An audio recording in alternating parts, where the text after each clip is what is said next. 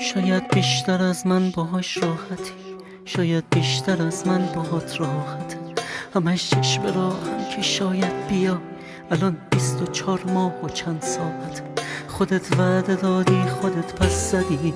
از اون روزی که رفتی کم طاقتم. نفهمیدی قلب من از چی پره. ازت 24 ماه ناراحتم. یه روز تشنه بودی واسه دیدنم. کی اومد که قلبت ازم سیر شد؟ دقیقا زمانی که وقتش نبود. من دلگیر شدم، تو دلت گیر شد. توی موج رفتار سرد 2 سال نشستم که آب از سرم رد بشه.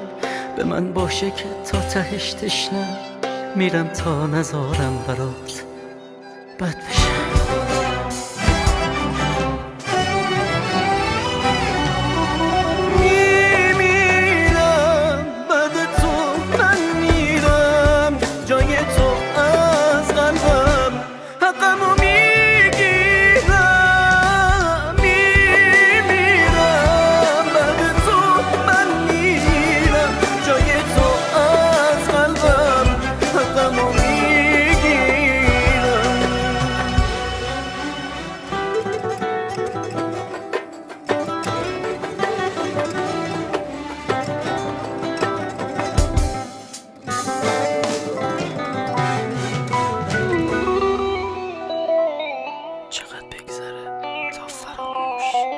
چقدر بگذره تا فراموشی.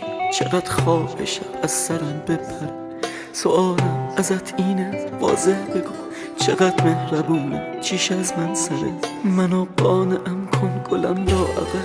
بگو چیش یه ذره شبیه منه. بدون راضیم به تصمیم تو. اگر راضی میشی دلم بشکنه. همش حس میکردم تو پشت دری نبودی و در وا شد و بسته شد. با تکرار این لحظه بعد از 2 سال در خونه بی تو وابسته شد. دوست دارم اما دیگه بسم. ازم کینه داری، ازت دل خورم. اینم هدیه سال 2 گلم. با دستم تو رو دستمو میسپارم.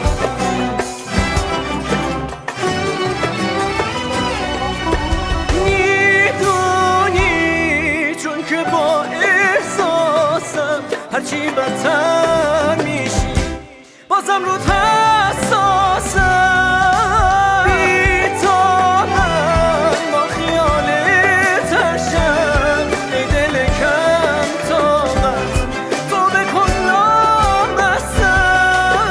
صفم بود مهربونی کردم. هر دفعه